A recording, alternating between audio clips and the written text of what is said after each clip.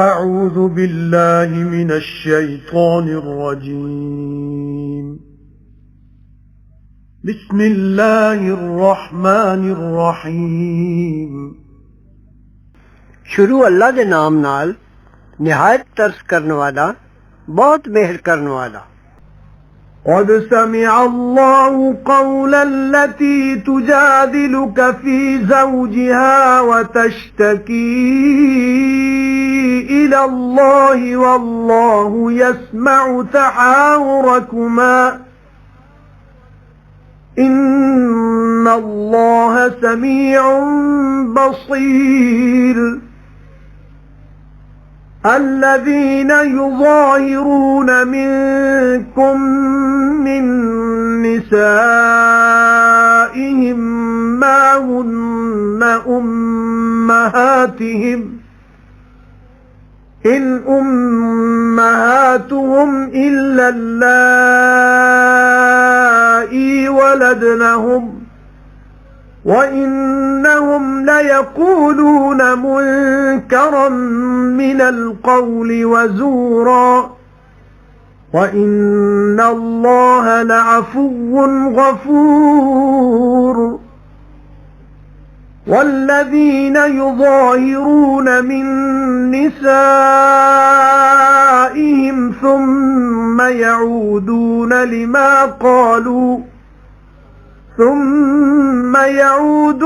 لما قالوا فتحرير رقبة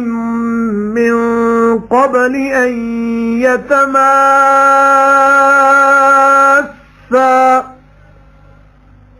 ذلكم توعظون به والله بما تعملون خبير. فمن لم يجد فصيام شهرين متتابعين من قبل أن يتماسا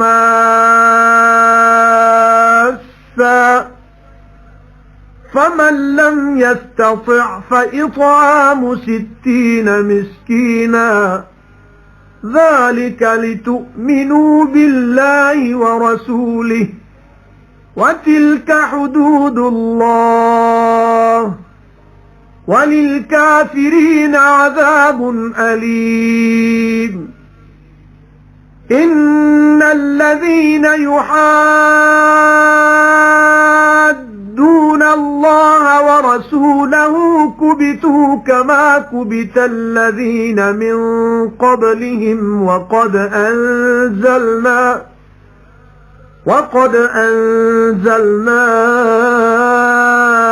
آيات بينات وللكافرين عذاب مهين. يوم يبعثهم الله جميعا فينبئهم بما عملوا أحصاه الله ونسوه والله على كل شيء شهيد. ضرور سن لئی اللہ نے گل دی جڑی جھگڑدی سی تیرے نال اپنے خامد دے معاملے وچ تے چورا چھڑدی ہے اللہ اگے تے اللہ سندا ہے جواب سوال تساں دوواں دے. اللہ ضرور سندا ویکھدا ہے. جڑے ماں آخ بیٹھدے نے تساں وچوں اپنی عورتاں نوں نہیں او ماما انہاں دیاں پر جنہ جنیا ہے انہاں نوں تے او ضرور آخدے نے بری گل تے جھوٹ تے اللہ ضرور معاف کرن والا بخشن ہار ہے. تے جڑے ماں آخ بیٹھن اپنی عورتاں نوں پھر مڑ کے رجوع کرنا چاہن اپنے آکھے دا تاں انہاں دے سر چھڑانا ہے ایک غلام دا پہلے اس دے جو ایک دوجے نوں ہاتھ لاون. اے حکم ہے جس نال تانوں نصیحت دتی جاندی ہے تے اللہ نوں خبر ہے جو کر دیو.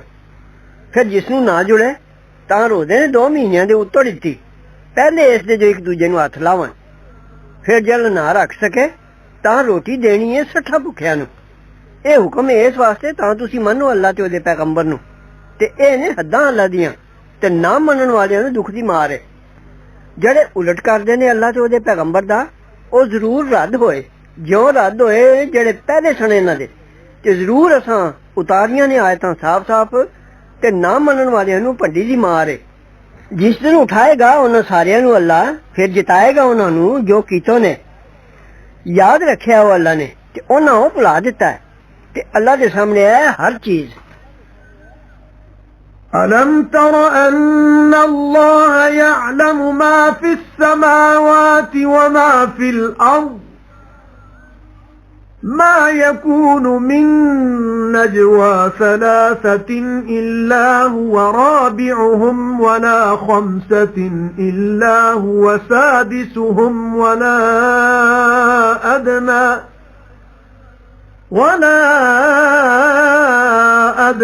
من ذلك ولا أكثر إلا هو معهم أينما كانوا ثم ينبئهم بما عملوا يوم القيامة إن الله بكل شيء عليم ألم تر إلى الذين نهوا عن النجوى ثم يعودون لما نهوا عنه ويتناجون بالإثم والعدوان ومعصية الرسول وإذا جاءوك حيوك بما لم يحيك به الله ويقولون في أنفسهم لولا يعذبنا الله بما نقول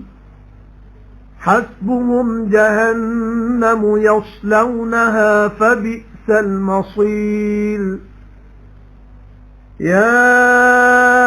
أيها الذين آمنوا إذا تناجيتم فلا تتناجوا بالإثم والعدوان ومعصية الرسول وتناجوا بالبر والتقوى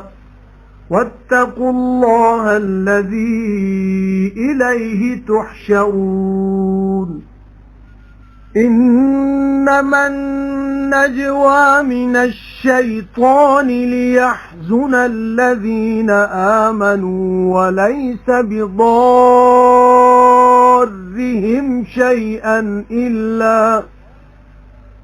وليس بضارهم شيئا إلا بإذن الله وعلى الله فليتوكل المؤمنون يا أيها الذين آمنوا إذا قيل لكم تفسحوا في المجالس فافسحوا يفسح الله لكم وإذا قيل انشزوا فانشزوا يرفع الله الذين آمنوا منكم والذين أوتوا العلم درجات والله بما تعملون خبير يا أيها الذين آمنوا إذا ناجيتم الرسول فقدموا بين يدي نجواكم صدقة ذلك خير لكم وأطهر فإن لم تجدوا فإن الله غفور رحيم أأشفقتم أن تقدموا بين يدي نجواكم صدقات فإذ لم تفعلوا وتاب الله عليكم فأقيموا الصلاة وآتوا الزكاة وأطيعوا الله ورسوله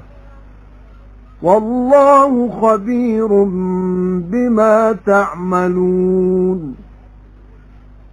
ਭਲਾ ਤੂੰ ਨਹੀਂ ਵੇਖਿਆ ਭਈ ਅੱਲਾ ਜਾਣਦਾ ਹੈ ਜੋ ਕੁਝ ਆਸਮਾਨਾਂ ਵਿੱਚ ਤੇ ਜੋ ਜ਼ਮੀਨ ਵਿੱਚ। ਨਹੀਂ ਹੁੰਦਾ ਕੋਈ ਸਲਾਹ ਕਰਨਾ ਤਿੰਨਾਂ ਸ਼ਖਸਾਂ ਦਾ, ਪਰ ਖੁਦਾ ਚੌਥਾ ਹੈ ਉਹਨਾਂ ਦਾ,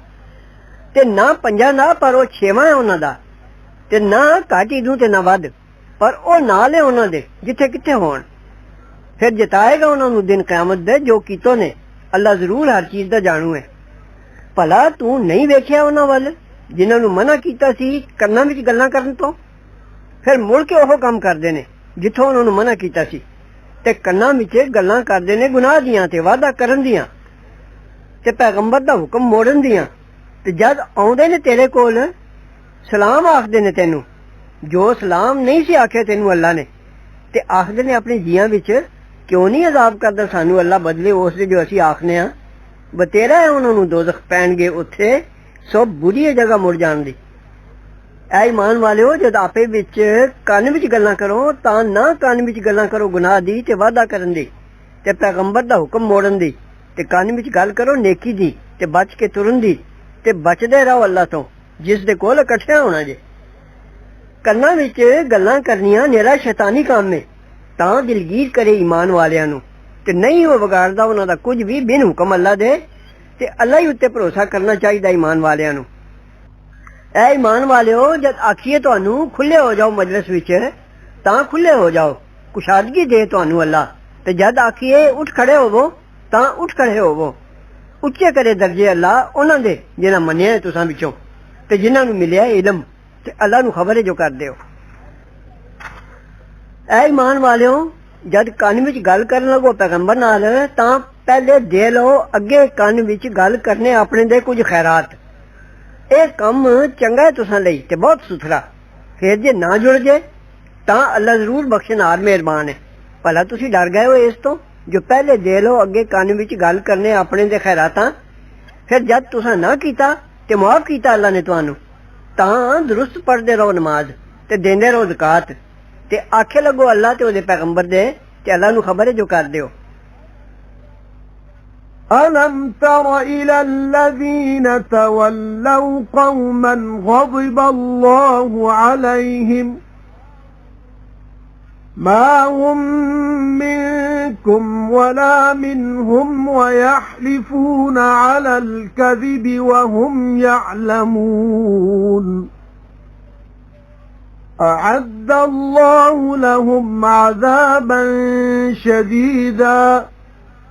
إِنَّهُمْ سَاءَ مَا كَانُوا يَعْمَلُونَ اتَّخَذُوا أَيْمَانَهُمْ جُنَّةً فَصَدُّوا عَن سَبِيلِ اللَّهِ فَلَهُمْ عَذَابٌ مُهِينٌ لَن تُغْنِيَ عَنْهُمْ أَمْوَالُهُمْ وَلَا أَوْلَادُهُمْ مِنَ اللَّهِ شَيْئًا أُولَئِكَ أَصْحَابُ النَّارِ هُمْ فِيهَا خَالِدُونَ يَوْمَ يَبْعَثُهُمُ اللَّهُ جَمِيعًا فَيَحْلِفُونَ لَهُ كَمَا يَحْلِفُونَ لَكُمْ وَيَحْسَبُونَ أَنَّهُمْ عَلَى شَيْءٍ أَلَا إِنَّهُمْ هُمُ الْكَاذِبُونَ استحوذ عليهم الشيطان فأنساهم ذكر الله أولئك حزب الشيطان ألا إن حزب الشيطان هم الخاسرون إن الذين يحادون الله ورسوله أولئك في الأذلين كتب الله لأغلبن أنا ورسلي إن الله قوي عزيز لا تجد قوما يؤمنون بالله واليوم الآخر يوادون من حاد الله ورسوله ولو كانوا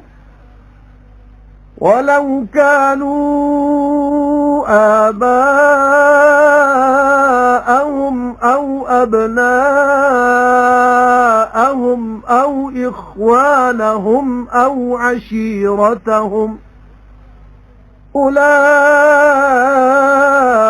كتب في قلوبهم الإيمان وأيدهم بروح منه ويدخلهم جنات تجري من تحتها الأنهار خالدين فيها رضي الله عنهم ورضوا عنه أولئك حزب الله ألا إن حزب الله هم المفلحون ਭਲਾ ਤੂੰ ਨਹੀਂ ਵੇਖੇ ਜਿੰਨਾ ਪਿਆਰ ਪਾਇਆ ਲੋਕਾਂ ਨਾਲ ਜਿੰਨਾ ਉੱਤੇ ਗੁੱਸੇ ਹੋਇਆ ਅੱਲਾ ਨਾ ਉਹ ਤੁਸਾਂ ਵਿੱਚੋਂ ਨੇ ਤੇ ਨਾ ਉਹਨਾਂ ਵਿੱਚੋਂ ਨੇ ਤੇ ਕਸਮਾਂ ਖਾਂਦੇ ਨੇ ਝੂਠੀ ਗੱਲ ਉੱਤੇ ਤੇ ਉਹ ਜਾਣਦੇ ਨੇ ਤਿਆਰ ਕੀਤਾ ਅੱਲਾ ਨੇ ਉਹਨਾਂ ਲਈ ਅਜ਼ਾਬ ਸਖਤ ਉਹ ਲੋਕ ਜ਼ਰੂਰ ਬੁਰਾ ਕੰਮ ਹੀ ਜੋ ਕਰ ਰਹੇ ਨੇ ਬਣਾਇਆ ਨੇ ਆਪਣੀਆਂ ਕਸਮਾਂ ਨੂੰ ਢਾਲ ਫਿਰ ਰੋਕਿਆ ਨੇ ਅੱਲਾ ਦੇ ਰਾਹ ਤਾਂ ਉਹਨਾਂ ਨੂੰ ਭੰਡੀ ਦੀ ਮਾਰ ਹੈ ਕੁਝ ਕੰਮ ਨਾ ਆਉਣਗੇ ਉਹਨਾਂ ਦੇ ਮਾਲ ਉਹਨਾਂ ਦੇ ਤੇ ਨਾ ਔਲਾਦ ਉਹਨਾਂ ਦੀ ਅੱਲਾ ਦੇ ਅਜ਼ਾਬੋਂ ਉਹ ਲੋਕ ਨੇ ਦੋਜ਼ਖ ਵਾਲੇ ਉਹਨਾਂ ਉੱਤੇ ਸਦਾ ਰਹਿਣਾ